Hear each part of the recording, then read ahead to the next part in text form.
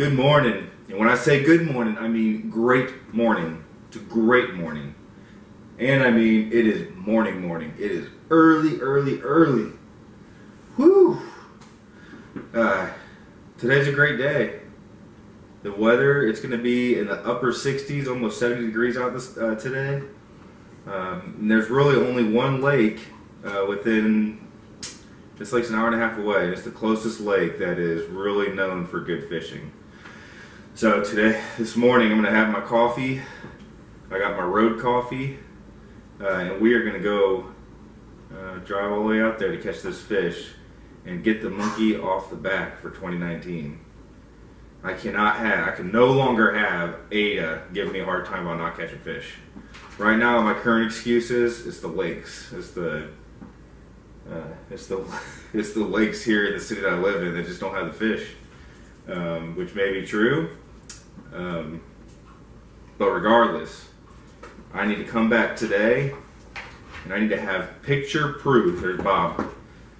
I gotta have picture proof of me holding a fish. Right, Bob? Right, Bobby? So, just to kind of go over, if you're new to fishing or whatever, kind of the prep work that I do. I knew that I was going to be doing this today, 10 days ago, when the 10-day forecast came out on my weather app. So I knew when I saw, I think Marley just knocked himself out. Get down.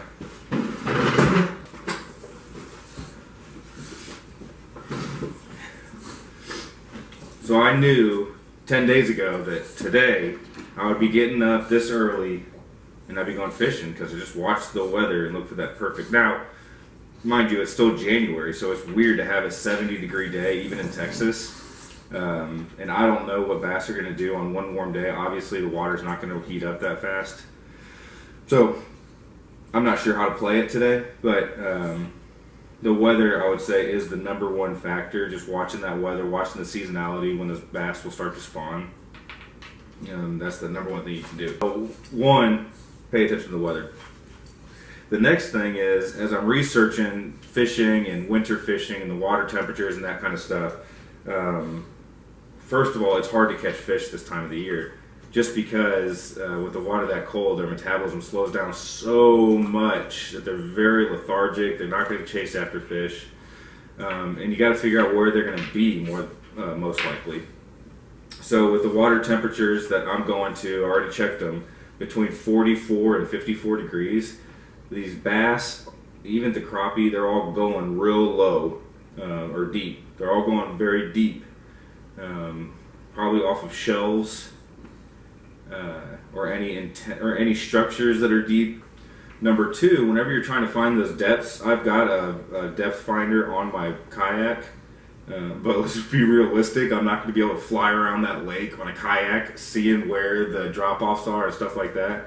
Well, you can you can just Google the lake topography, and it'll pull up the depths of the lake and the deep points. It'll show on there where the boat ramps are. But if you look up the topography, you can get a good idea of where those deep drop-offs are and where those deep points are in the lake, where especially. So, topography map. The next thing is I like to look at Google Earth, and I'm looking for, oftentimes on that Google Earth, you can see some kind of nooks and crannies and stuff like that of the lake that look like they would be good spots, especially if you're in a kayak and you don't want to launch from a boat ramp and you want to find like a little, that's one of the benefits of having a kayak, is you can launch anywhere. So you can find your best area of the lake from the topography map, and then you can go to Google Earth and match it up with the topography map, and then just find a little spot where you can launch to get in there. I'm not going to do that today just because I've got to be back by 3:30 to get Ada, and I want to get as much fishing time in as possible. Now, if I had all day, then I'd go out there and I'd drive my truck around and find a good launch point. But I'm just going to go to a boat ramp today. So, weather, topography, Google Earth are the three things that I really look at before I go fishing, like just prepping so I know where I'm going. I'll use drop points in my map So wherever if I find a good point to launch, I'll do a pin drop on it, so I can just GPS there to get there as fast as possible. And that's it. So I'll go over. Let me get a swig of coffee. Buenos dias. I want to say in Spanish, let's hope for big fish today, but I have no idea. El grande fiche.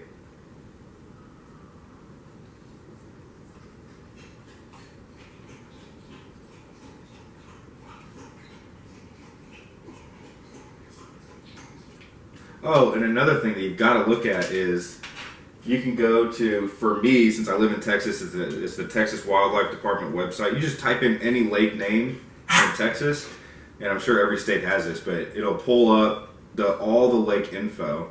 And I'll show you a clip of this lake that I'm going to. What I like to look at is the stocking history. And if you look at it, this lake has been stocked like 200,000 bass, largemouth bass, every year for the past 3 or 4 years. They just stock the heck out of this lake. So that's a good indicator. The next one is they'll put on their tips and tricks on what's biting right now and what they're biting on. So whenever I look at my rigs, I'm bringing 4 rods with me, and and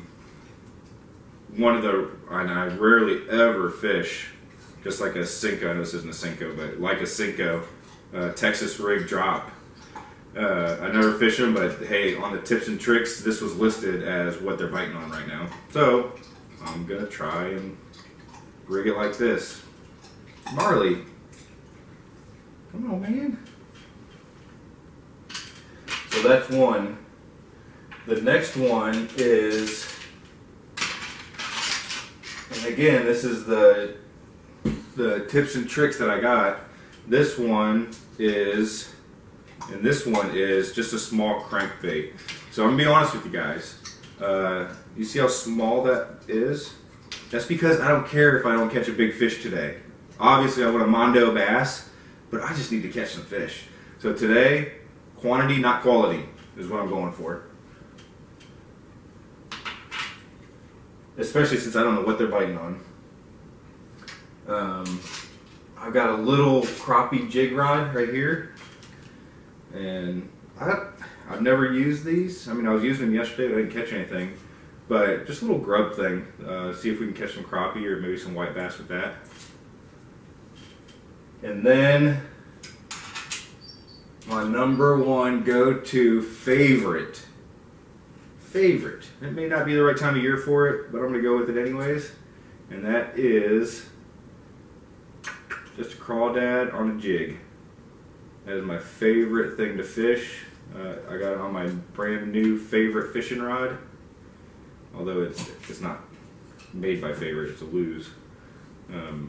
But those are the 4 that I'm going with today. And again, like if it were spring spawn, I'd have all 4 lined up like this. Marley. Hey. Marley. Mar.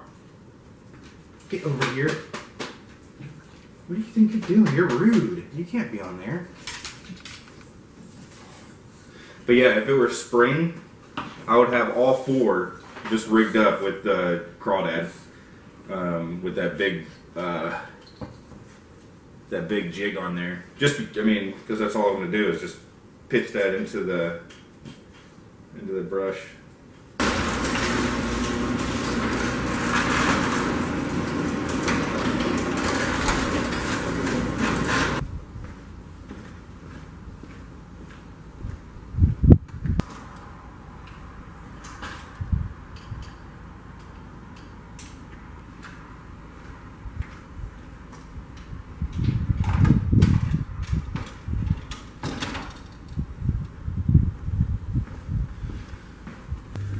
Alright, I made it out to the lake. Well, I'm almost at the lake. But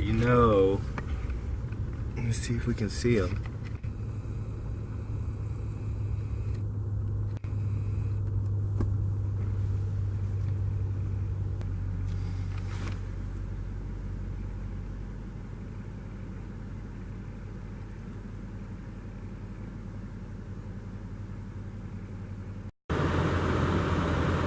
cool is that?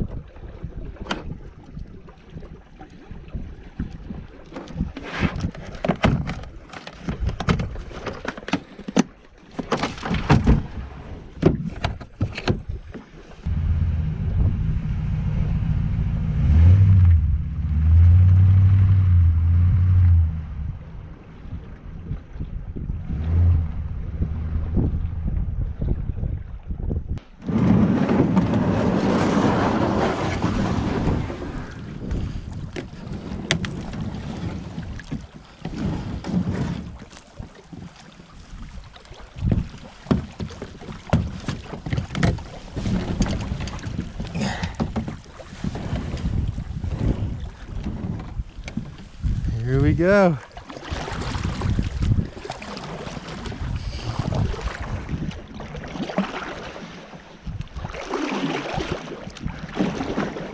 This water is so much more clear than the lake we were at yesterday.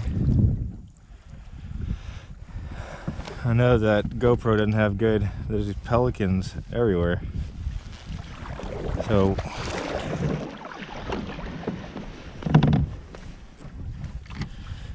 I think what I like most about fishing isn't fishing. It's just being out here.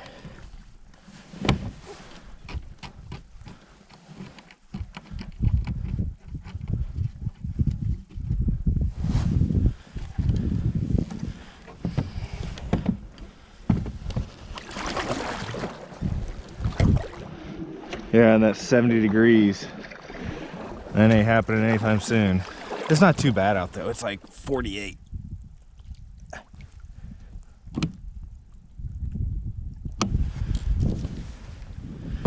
That's gonna be a bummer if this thing's not working.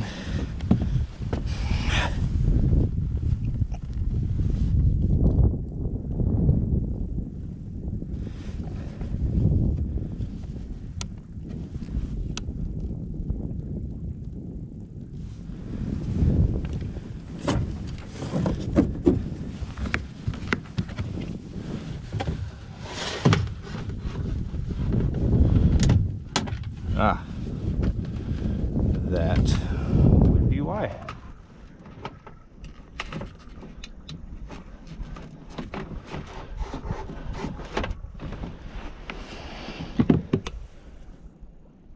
There we go.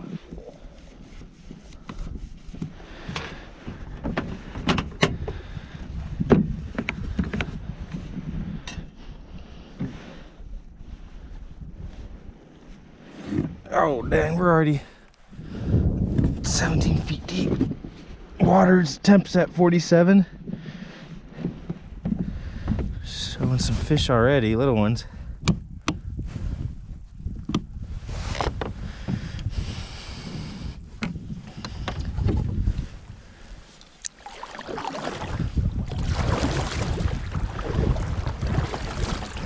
We're off.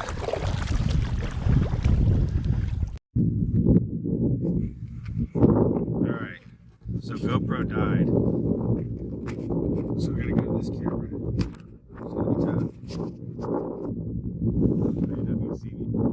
I just caught my first fish. I got a white bass, and as soon as I got it pulled up, I'm not kidding, literally ripping lips.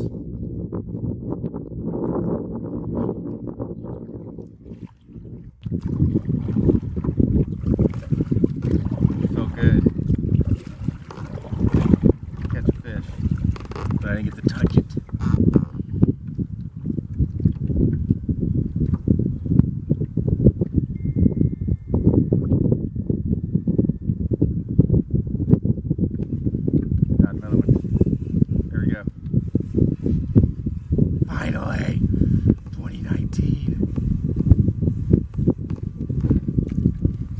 Are you kidding me? Are you kidding me? I got a tree fish. He was 3 feet long. Son of a gun. Son of a gun. Can you believe that? I believe it. Gosh dang.